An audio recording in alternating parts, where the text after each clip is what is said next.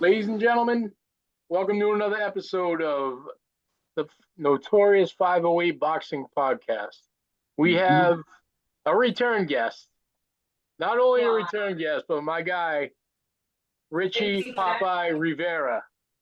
Richie, thank you for stopping through. What's going on, my man? Oh man, it's a pleasure. It's a pleasure, man. I feel good. How you doing? Loving life. Yeah, we're getting closer to the show here. Uh, some great fights over the Mhm. weekend. Lomachenko, I saw, picked up a win. So, hey, uh, looking good though. How you feeling with? I wanna shout out. I want to shout out my brother because his stock keeps rising the more that these fights are happening. I gotta shout out Jermaine Ortiz real quick because when you have the performance he had against Loma and the performance Loma had against Haney, and then the performance Loma just had against Cambosos, and then the performance Cambosos had against Tiafimo, and then the performance Jermaine had against Tiafimo, like give that man his flowers. Stop robbing him. For It real. goes to show he's up there with the elites because I mean, Loma didn't do to Jermaine what Loma did to Haney. 100%. And let's be real here, Loma just dismantled Cambosos, the same Cambosos that beat the shit out of Tiafimo. That was bad. Yeah. That was So I mean, I think though with these fights happening, his stock is just rising without him even stepping in the ring. 100%. so. What I want to know is, speaking of robberies, I think how many fights have you had since Badu Jack? I mean, honestly, I lose count, man. I be forgetting what my record is. I just be wanting to get in the ring as much as I can. AJ knows, man. Any way I could get in the ring, like I just want to fight. That's just Really, plain and for real. simple. He'd be like this. He'd be like, I need it. Yo, bro, you fought 2 months ago. I need it. Nah, since the Badu Jack fight, there's been 1, 2, 3, 4, 5, 6 fights. June 1st will be the 7th. And that wasn't enough. I need much more. Wow, that's incredible. I'll tell you what. And realistically, we know that Bivol backed out. Oh yeah. We know Bivol backed out of that fight. I mean, not that he looked terrible against John Ryder, but John Ryder ain't Popeye Rivera. You know what I'm saying? So like, quack, quack. My man ducking me. He ducking me. Quack, quack. So I mean, we need that work. We need that work. What who do we My got? question is, so I just actually, what's crazy is I had a boatload because a lot of these guys, like Canelo says, payday. They all want their paydays and stuff. So I had a good amount of options, but I actually just secured today. The guy started sending me his medicals. Popeye, he don't duck no smoke, so it really don't matter who it is. But his next opponent, actually a tough guy. He's got 42 wins and 23 of them by knockout. Mm. Yeah.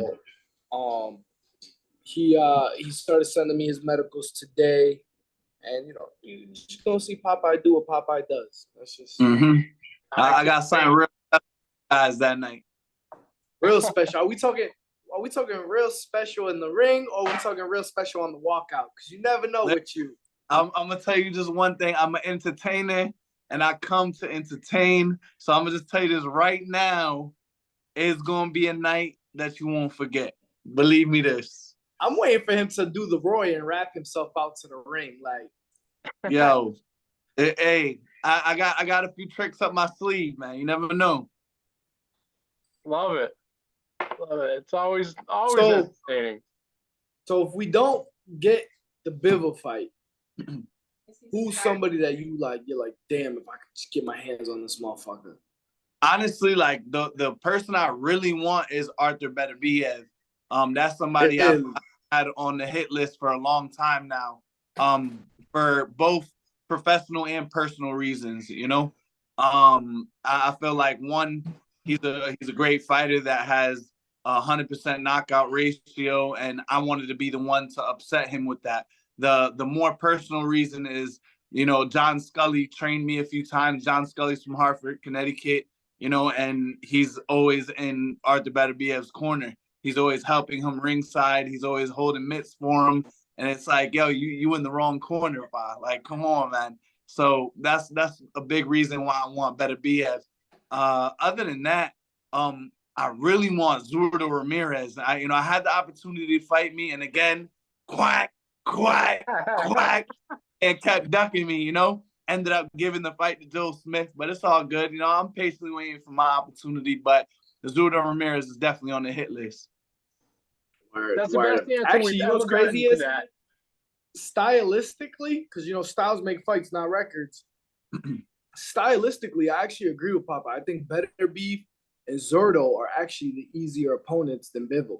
100%. Stylistically, I know a lot of people look at Beterbiev, he's the boogeyman, 100% knockout ratio. Yeah, if you can get clipped, he could get you out of there. But just stylistically, Popeye style versus his style, Popeye's height and reach and length versus Beterbiev's height and reach and length, as compared to Bivol, who's I think just as tall as Popeye and long. I think that stylistically, I think he beats Beterbiev and Zurdo easier than he would Bivol. 100%. I mean, I'll take the W's across the board, but those two, I have a field day with them. I play with them, dance a little bachata in the ring, Give those. That's hilarious. So how's training camp going? It's going good, man. I ain't even gonna cap you. I did the wind sprints this morning, bro. My legs is cooked right now, bro. Like, them wind sprints just hit different. It's like I really can never get used to those sprints, but I'm killing myself. I'm making sure that I do them. I'm making sure that, I sacrifice my body so that not only will my body be able to perform on the night of, but not just for a victory, but for an entertaining fight. How does it feel being back in the 508 since winning your first world title? It feels good, but I'm telling you, baby, y'all better stop playing, man. I'm out here like I never left. It's crazy. Out of all his fights, I don't know about him. I feel like his most memorable are all in the 508 because you have the pro debut, you have his first regional title, which was an insane highlight reel knockout. Mm-hmm. Then you have his first world title. Mm-hmm. Yeah, honestly, I'm blessed, yo. Worcester really held me down, man. I appreciate all the love that I get from there. And honestly, with that type of love that y'all be showing me, all the support, it's hard to shy away from that. I really want to let Worcester know that, I'm Popeye with y'all, and we gonna ride it out so the wheels fall off. So I ain't never get to go out with you, but I'm gonna let you know right now. The show is June 1st. My birthday is June 2nd. My birthday falls on a Sunday. I ain't going into work hungover Monday, so we celebrating on Saturday. Oh. We outside. Oh man. Oh wow. This is gonna be dang. This is wild. I'm celebrating my birthday at the fights, and then when the fights is over, I'm the fuck up out of there. Wow. So where we at? What we doing? I'm with you. That's to be determined, but you will get the drive. Oh my God. We're gonna have to get ourselves a driver for the night. Hey, mi casa, su casa. You need a place to stay, you at my crib with it. Man, victory, birthday. Oh yeah, that's a turn up and a half. Facts. Mm-hmm. I was thinking about it, right, when I was going through your list of opponents, and there was a certain few people that they jumped ahead in the rankings that I felt like this is straight disrespectful. Mm-hmm. And I want to know, do you feel that same level of disrespect? Are you coming for these dudes? Because I feel disrespected. Nah. So when check this out, feel me? It's one thing what they say on paper, but as a man, they know what it is when we step in the room. They feel it what it is, man. They know that energy. It ain't nothing, bro. You can say whatever you want. You can have all the accolades, but when it come down to it, bro, I'm all man. You know what I mean? I'm the alpha, baby. That's what it is. Like, so Mike, how many times in person have you got to see Popeye fight yet? I think twice, once in Springfield and then once at the Palladium. But I caught on when he was 20-0, all right. So So you seen him fight twice. I kid you not. When you think you've seen something amazing, he comes out with something. Whether it's the ring entrance, whether it's the highlight knockout. Oh my gosh. I got something so special for you guys. I love it. Love it. Yo, the hair lady said that me and you gotta come see her at the same time before the fight. Oh yeah.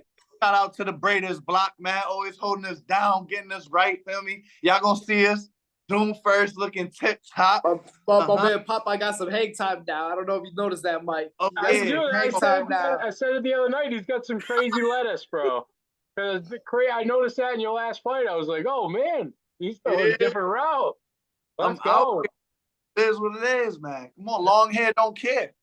Clearly, we got some different Rivera genetics here because he got the nice straight hair and I got the naps. But that's what they get, the best of both worlds, really. Facts. He's tall. I'm not. It's okay. AJ, you always got some good design going down on fight night too. It's always interesting to see what you're out in. I love it. Last fight, this man was Gucci, Versace shoes on everything, bro. Right. I saw it. One time. Look good, feel good, play good, you know, like Primetime said. Big facts. Hell yeah. I'm not gonna lie, this is one of the first shows in a long time because usually around this time we're a couple weeks away. I'm stressed as a motherfucker. I fucking cannot stand it. I hate answering my phone. Today I had a fucking opponent back out, my first one. I was like, damn, too good to be true. But this is the first show that I'm actually genuinely like, I'm excited. Not just because we have Popeye back in the 508, but just I feel like overall it's a good pro card. But believe it or not, the amateurs a lot of times outshine the pros because they're trying to get to the level that the Popeyes are at. They're trying to get to the level that those guys are on TV are at. You know what I'm saying? So those amateurs, they bang, they come. Mm-hmm. So I'm excited for the show June 1st. Exciting. They got a lot to prove.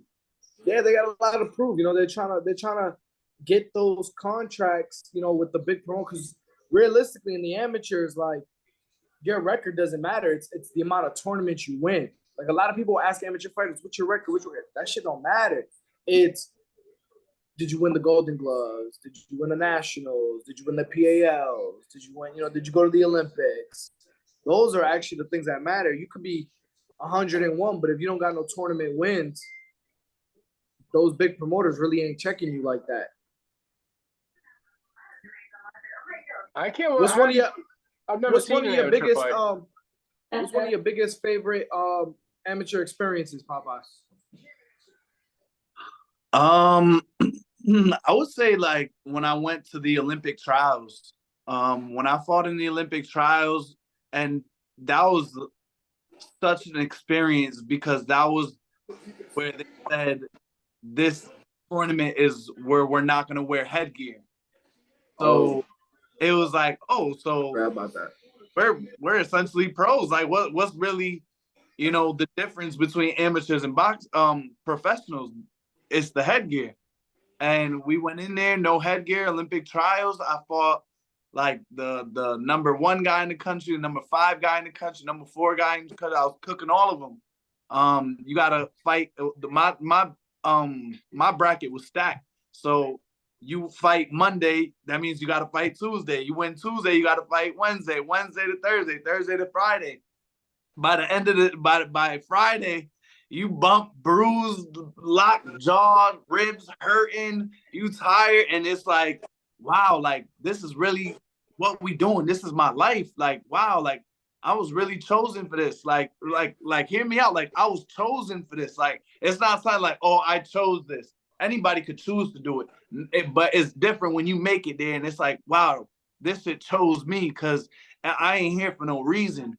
And that would probably be like one of the biggest takeaways from the amateurs that I got, because it was like no other. It ain't like no regular amateur show that they do just for fun. It got real. And the thing is, there was guys that, shout out Dane Smickle. He's a pro fighter. He's still doing his thing. I remember he fought Monday and got cut. They sewed him up and he won the fight. So they sewed him up and fought Tuesday. They reopened it and cut another cut on top of that. So they sewed him up and he won the fight. So he had to fight the next day. They sewed him up on both cuts, fought the next day. They opened him up. Both, again, he won. They had to sew him up and so on. And it was like, damn, like, how much torture does this kid have to go through? This is brutal. And the dude still just fighting like a champ. Like, and that's just one of the many stories that I've seen, like, because Anthony Laureano was banging, but Anthony Laureano doesn't have a real boxer style. He has a banger, a brawler style, and he's banging with dudes, winning Monday, next day, Tuesday, banging out. I'm over here sticking and moving. Moving like I was looking at them like, God damn, I don't want that, I'm telling you, but there was guys that they clipped me in the jaw, and oh my gosh, I think it's broken. And the next day I get headbutt right in the nose. I'm like, oh, that's definitely broken. Like, and it's like, when it doesn't matter, you have to continue fighting. And honestly, that would probably be like one of the amateur and experience. The craziest part about it is you did it for free. Right? Did it for free. Oh my gosh.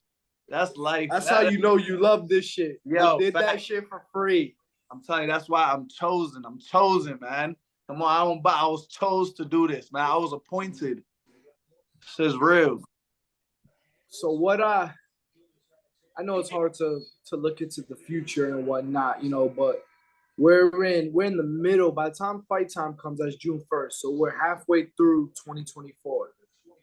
Where do you see yourself by let's say June of 2025? I mean, June of 2025, 26, whatever the number may be. The way I see it is, every year since I've started boxing, I've always said something very similar. And that is, this year is my year. This year. And then the next year comes, I'm like, nah, this year is my year. And of all that I've accomplished within that year, oh yeah, I'm making some splashes. And maybe some don't see me getting that world title, or maybe I haven't gotten it just yet, but I'm telling you, it's gonna be my year. Like, that's just it. I love boxing. This I do. My small wins are good victories in my book. So I just see this being another fruitful year of victory and blessings, man. I'm excited, regardless if I'm gonna be on a yacht somewhere or back in a stinky old boxing gym banging on a bag. I'm gonna do whatever I gotta do to make sure that I can continue saying this year is my year. Oh yeah. I respect it. What you got? So you know what I want to talk about? Right. I want to know, still, even now, your real feelings about that fight in Saudi Arabia against Body Jack. Honestly, I have so much mixed feelings about it. Maybe I talk a lot of talk, but at the end of the day, like, I'm a Christian man, and sometimes they teach you not to dwell much on the past or negative things that go down. So yeah, I got a lot of mixed emotions about it, but I feel like everything happens for a reason. Everything's God's plans and in God's timing. I know it sounds cliche for some people, but that's just the bottom line. That's the facts, I just feel like, there's nothing that I can do to change what happened in the past, but I'm excited to see what I can do for the future. I became a lot smarter, and instead of being proactive, I'm being reactive. I'm doing whatever I have to do to show that, I belong on this sport. And, like I said, I'm the best. And I'm not gonna let nothing deter me away from that. You know, a lot of people go through that the voice of doubt in their head, and you know, and that's natural. But right now, my plans is not too focusing on what happened in the past, but you know, bettering my future. 100%. You won that Humbly, fight. humbly, I respect the fuck out of what he just said. But I'm gonna let you know that shit burns my gears to this day. I'm gonna tell you Well, why. that's what I'm saying. That like, motherfucker Badu Jack went on the very next fight, not 2 fights, 3 fights later, the very next fight to win the WBC World Championship. To fight the man that has been falling out for that is Popeye's years. belt. That is Popeye's payday. That was Popeye's fate, his destiny. Like it was just fucked up. And like I get it, without risk, there's no reward. But this is why a lot of good fights don't get made when you have guys international with each other. You know, if you have like an undefeated UK guy and an undefeated USA guy or whatever, anyone who's overseas, they don't want to come to our hometown and we don't want to go to their hometown because this is like a notorious thing that happens. And it's like fucked up because it's like this is not like the Celtics losing game 2 in the playoffs and then going on to sweep the rest of the series. You know, you get another game. Nah, this is someone's livelihood. This is his blood, sweat, and tears. He put his all into those training camps. He like, you know, you guys get to see him perform in the ring, but you're not seeing the lonely nights he's having. You're not seeing the starving nights he's having. You're not seeing the hard work, the dedication that goes into what for a fighter to be able to perform out of weight at that too. That's not cruiserweight is not his weight. He gave up a lot of weight for that fight. You know what I'm saying? And for that to happen, that's just unjust and unfair to any man to do that, especially in this sport where like it sounds cliche, but it's true. A little piece of you stays in the ring every time you leave the ring. You know, when you're at not really so much at the 4-round level, the 6-round level when you're wiping guys down, but when you're in that 8, 10-round, 12-round level and the competition is real, a little piece of you stays in the ring that night. You're never the same the next fight. You know, you may still win some fights or whatever, but you know, you're really sacrificing a whole lot. You know what I'm saying? And for that to happen, I still want justice for this man because that was crazy.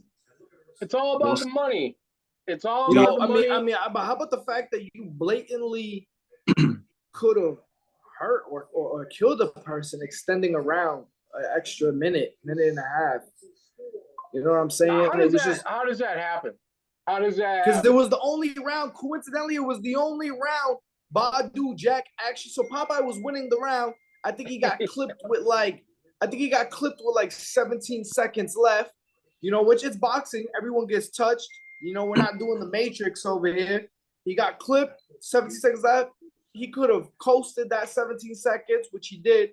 But you extended a whole minute and a half. That shit is mind-boggling to me. There was a lot of conspiracy talk about, you know, because that fight you could have easily went on like FanDuel or DraftKings and bet on us. And there was a lot of conspiracy talking about, oh, you know, they had a lot of money going in, like millions of dollars into top out in the 8th round. And when they seen the opportunity, they try to like withhold ring hell. Oh, that's dirty. So yeah, that's some of the corruption in boxing. And here's what I would have wanted to know. God forbid, let's just say he did end Popeye in that round. What would have happened? Because we all know that, like, they even took the clock off the TV screen. Right. I was with my family. We were all sitting there tripping, like, yo, how much time in this damn round? Where the fuck is the clock? Like, it just disappeared. And we knew there wasn't that because you had heard the, like, before the bell rings, you hear the, like. Did you know in the ring? Honestly, I was just so in the moment. Like, I just wanted to keep fighting. Like, I don't stop fighting until I hear the bell go off. Right. How would you know? You're just guessing at that point. Yeah. That's crazy, dude. That's crazy. Good. Yeah. Popeye's the first fighter in the modern generation since we switched to 12-round fights that fought basically 13 rounds. Is that Guinness Book? Let's go. That could be historical. They never paid me for overtime. And that's why he's like, he loves his fans. He's grateful for his fans. He appreciates his fans, but he don't get paid for overtime. If he's gonna get him out there in the first round, then sorry, get there on time. That's right. I love it, man. I love it. I know you get another big one soon. I know. Yeah. I feel it coming. I think I would be like a little disappointed in is the loss of fans when it comes to boxing, because I have so much supporters, and when they seen me get cheated like that, it killed me when they said, "Oh, I hate boxing," and it was like, dang, like now you're taking the love of the sport away from others that you don't even understand, and that's just not me, but that's other big fights that happen, like the Coon fight, you know. This Irish kid was beating on this guy for like 10 rounds straight, and they still gave it to the other guy. And I hear people in the party talk about, oh, that's why I hate boxing. It's like boxing's so stupid. Like it's like we're losing fans because we're not getting fair judgment. Yeah. Yeah, in all honesty, I personally think, especially because boxing doesn't have a union, we don't have a retirement system, we don't have pensions like other sports do. I think we should just now start making ex-fighters referees and judges. Not saying it's going to clean up the sport completely, because some fighters may favor a style that's like their own, but I think it'll make it a little bit more fair. Just it's too broad. Like something's got to change, and I feel what Popeye's saying, because I got a lot of friends that never even got into boxing if it wasn't for me.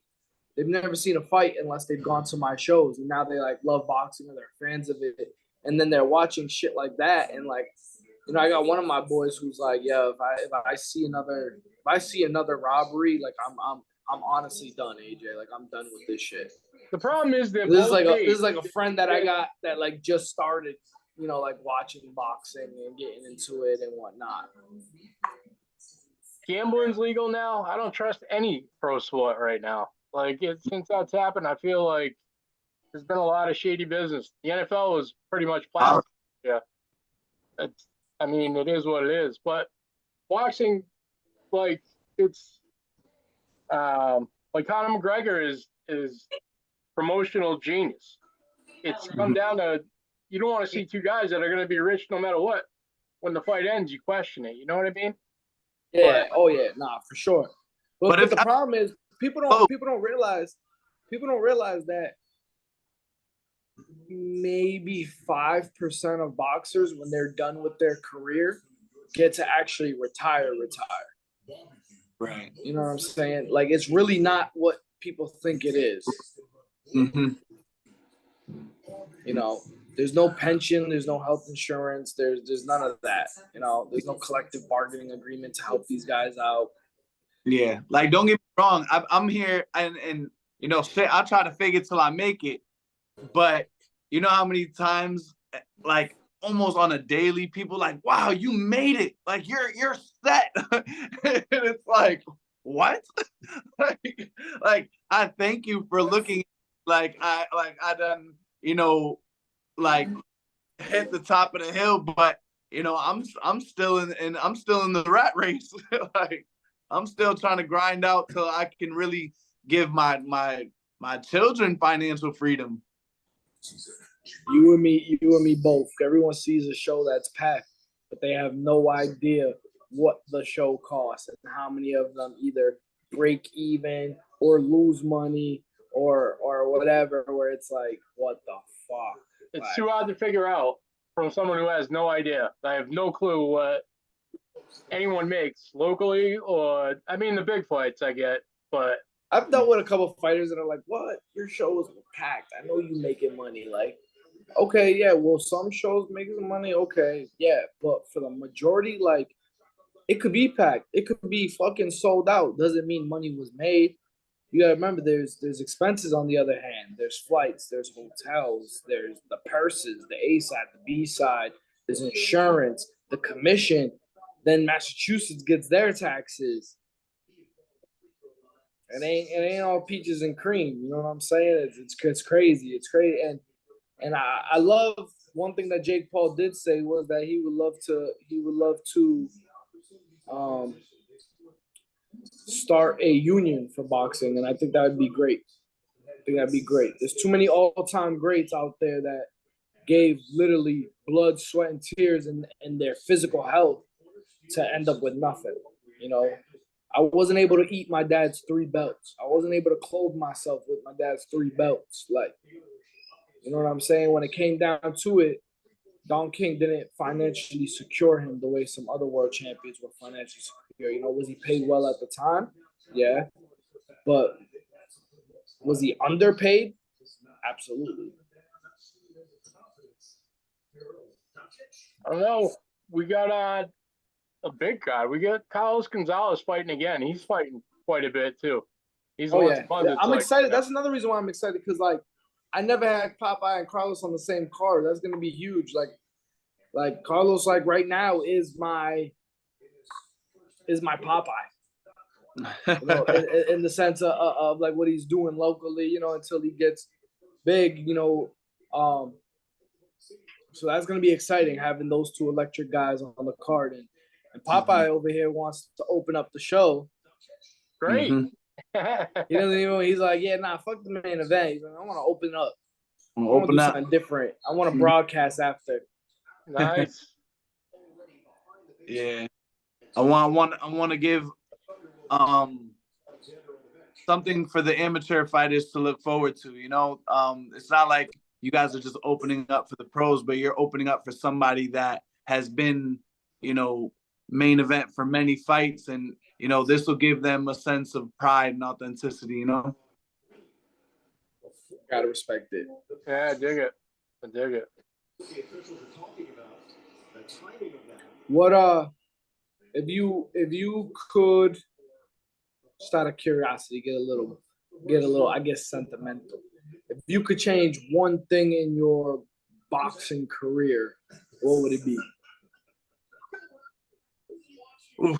If I could have changed one thing in my boxing career, it would be the amount of trust I put in people.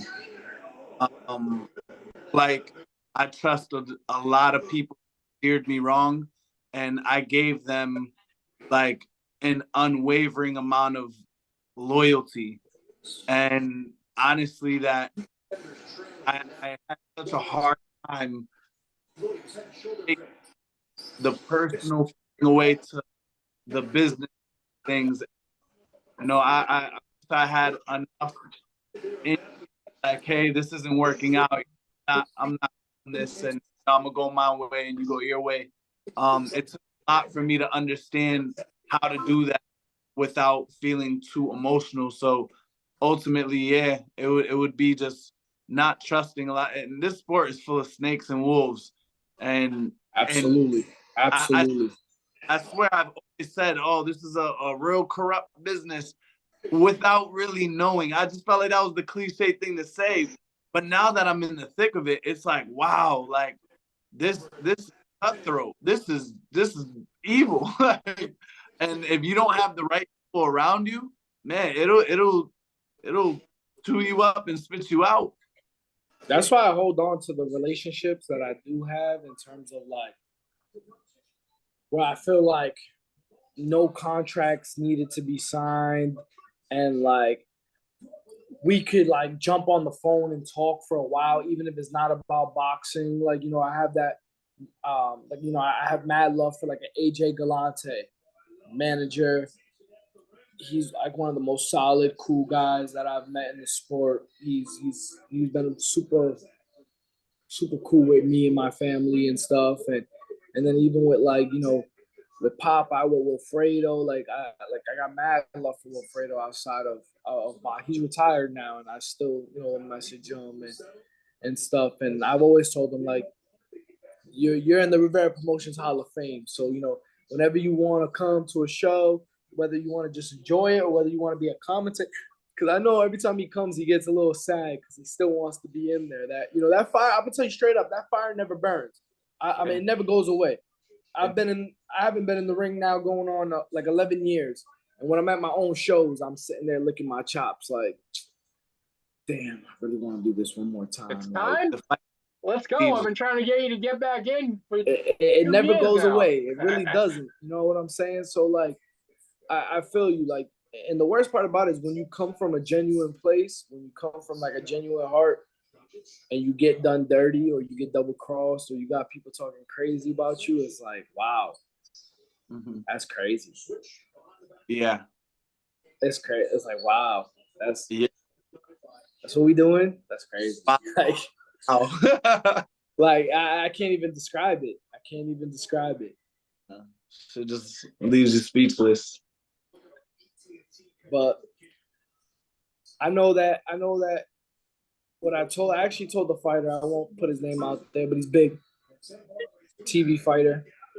And he just, fired some of his team and got a whole new team and whatnot. And so, he was a little offended about some things that were going on in his team. And I just said to him, I said, listen, God don't make mistakes. I said, look at it like this. They fucked you around and dicked you around when you were making $100,000, $200,000 fights, whatever. I said, be grateful that it happened at that mark. So now you can cut them off at that mark. How much more would it hurt you if you were making $1 million, $2 million, $3 million, and these people are stealing from you or dicking you around or being shady? It would hurt you a lot more then than it would right now. And he was like, yeah, you're right. Like, just be grateful that it happened now. I want you to double cross me when we talking about thousands of dollars or tens of thousands. Okay, cool. Because I know I can't keep you around or trust you when there's hundreds of thousands or millions on the line. I think a lot of people don't add the factor of who you guys have to pay either. You got a whole team to pay with that money. It's not just yours. That's a pot. Not just that, but realistically, like, unless we sign a guy, which one of our things we're gonna start. We already did start. We started this year or last year, the end of last year. We signed Anthony Ortiz. We signed Oscar Bonilla.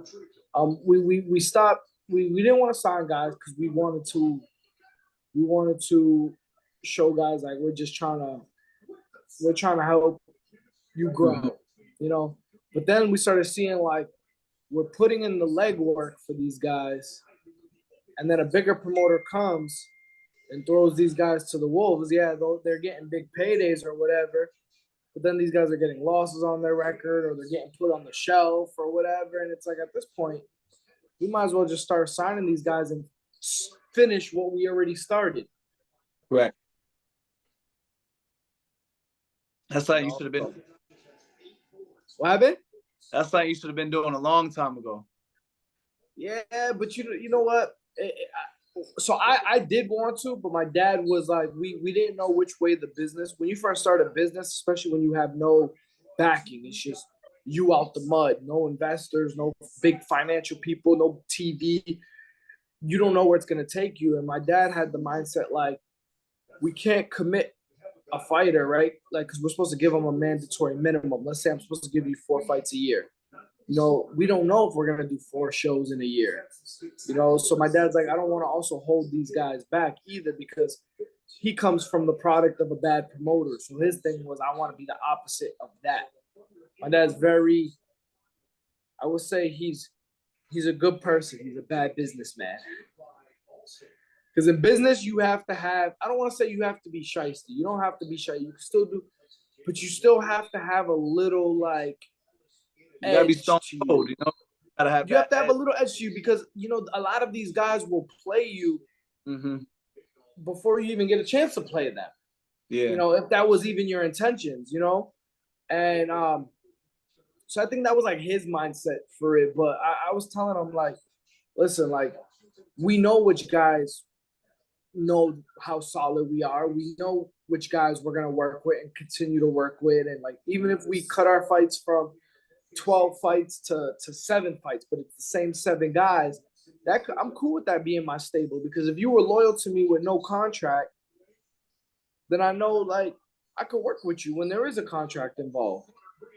You know what I'm saying? So some actions speak volumes, you know, and so it's not like you need a contract to bind you guys together when you know word is bond, you know. And some people, unfortunately, aren't that trustworthy, and others are a match made in heaven, you know. So it's tough. plus, I think it's good. I think it's good sometimes when people fight for another promoter and then fight for us, or fight for us and then fight for another promoter. Because a lot of times, more often than not, they find out the grass ain't greener on the other side. Yeah, You know, they end up. I've dealt with it a lot where they're on the wrong end of certain decisions, or they're just getting fed. Like if they're a B-side fighter, like every fight you're taking is another A-side guy, another A-side, another tough dog. Your promoter's basically trying to rush you to the top instead of build you to the top. You know, I'm a firm believer in you know, the marathon continues. You know what I'm saying? So it's not a sprint, it's a marathon. So even if I gotta take a longer hit to get it all back later, that's worth it in the end to do it the right way, rather than you fed your 7-0 guy to a 10-0 guy just to get his ranking up higher and see what he got. Yeah, but for those that know, they know, and for the ones that don't, they just keep biting the hand that's feeding them. But we we've been in the game long enough to identify the signs and realize the people that really serve it to the ones that do. And I know you're a man of the people, so I got to give you your chance to shout out your sponsors, your trainers, your team, your fan base. Definitely, I really do appreciate all my sponsors. There's a lot of sponsors that I really do want to give them like personal shout outs. Jen at the Braiders Block, she's always been holding me down. I want to Seven Puff Smokehouse, Up in Smoke, Chinks, I have the Hartford Boxing Training Camp, with Hip Hop. He's been holding me down, real genuine dude. I really want to give a shout out to Four Roads Boxing Center with Michael Tran. That is just such a genuine person. I really appreciate him. I'd love to give a shout out to my brother Steven Rivera. He's over here at Crossroads Community Cathedral. He's the head pastor there, and Shit. yeah, it's just I feel like I've been learning so much, and he's been so influential on the way. Alongside my father, I would love to give him a shout out, because although we bumped so much heads, like I would never be where I'm at if it wasn't for him. Shout out to my mom. Mother's Day was the other day. Elizabeth Santiago, she's a saint, and that's a big shout out to all the other moms out there. I just want to thank everybody that's been helping me along the way. Even like to my shorty Desiree, she makes sure I'm eating good every day. She got. We finally got the announcement. Yeah. Oh. Yeah, like I've come to a point in my life where I need to recognize who's really been helping me, and the list goes on and on and on. Like, there's so much people out there that have been there blessing me and helping me to get to where I am today. And, I don't always get the opportunity to give them that recognition. And honestly, if I would have known you was going to give me this moment, I'd have a list prepared of the hundreds of people that helped me down the line. But I do want to just thank everybody that has been there, and for those haters out there, I want to thank y'all too, feel me? Because y'all the reason why I keep grinding. Y'all the reason I don't stop, feel me? Keep hating on me, because that ain't nothing but tackling fuel, feel me? We out here, baby. And I know you got Big Sissy you want to shout out to. Yeah, y'all I know she's always in your corner. Yo, my sister is such a ride or die, yo. I'm telling you, that's like my twin, yo. She's my sister Jer. She's always holding me down. Stephanie Rivera and I ain't even gonna cat my other sister in Florida always holding me down. Like I'm telling you, every time she's around, it's a blast. And you know, see now everybody now I'm thinking about my nephew Brian. I'm thinking about my boys at the gym. That's always motivate me. I'm blessed to be at a gym where everybody really vibes out with everybody and everybody's just there wanting and seeking the best version of them. Because I'm telling you, if I were to go to the gym and be like, oh man, I went to the club last night, they'll be like, seriously, what are you doing? Like, come on, like you need to be training. I'm like, and I'll be like, give me a break, you know. But then I'll turn around, I'll be like, damn, like, man, I'm so blessed to have people that really do care about me like that, you know. I want to give a shout out to Gabi in Puerto Rico. You know, I wasn't able to get to the training camp out there in PR, but he calls me almost every day. He always gives me words of affirmation, and he just booked this, so he's gonna be here June 1st to be in my corner. With that, I want to give a huge shout out to Eric Crest, Gifted Hands. You know, they just honestly like blood cells of the earth, man. They help me. They've been healing me. They've been hearing me.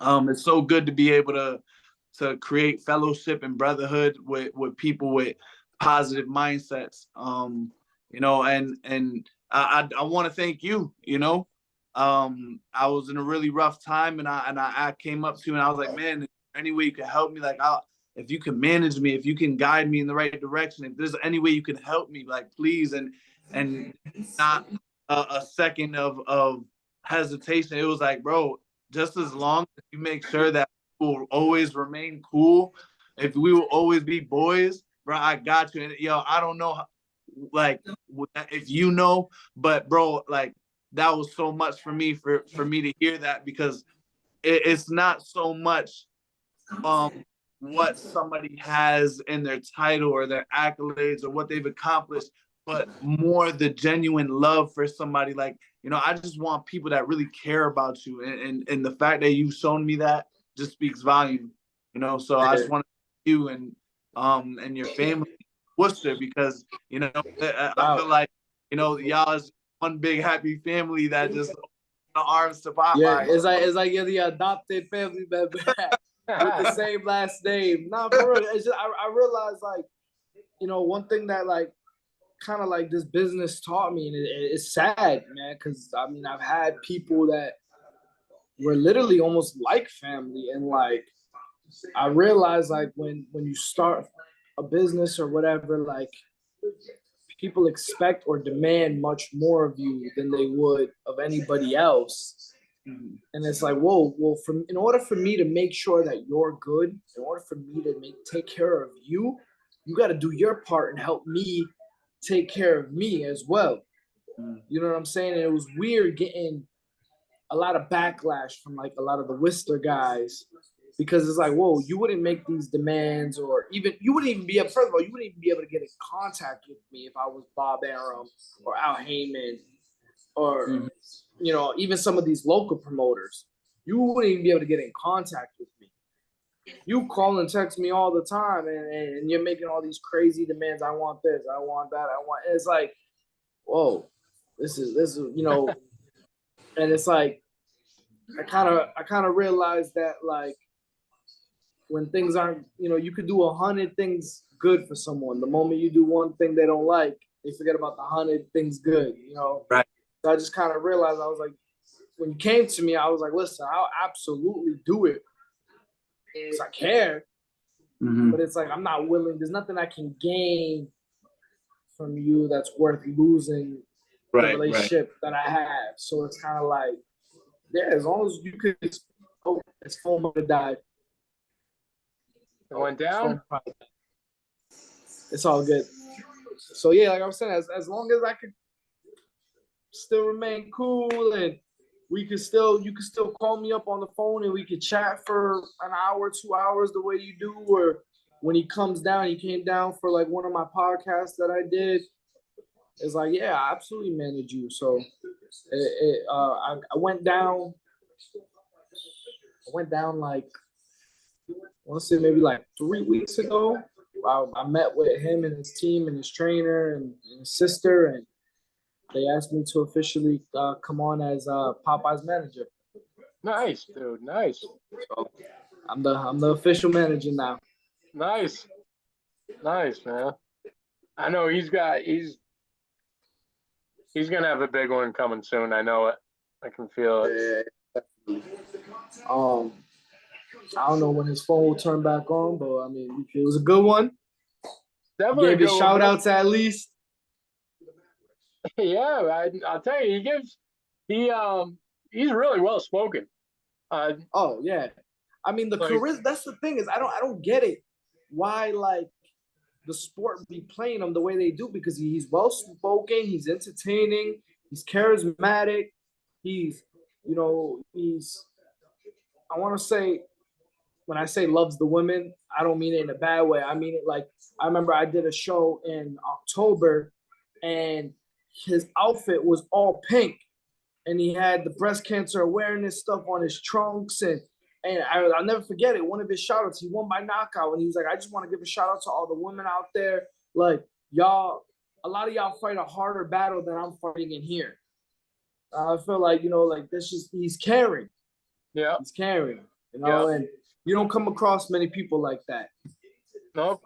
Always smiling. You never see that dude not smiling. And if you do, run. Yeah, exactly.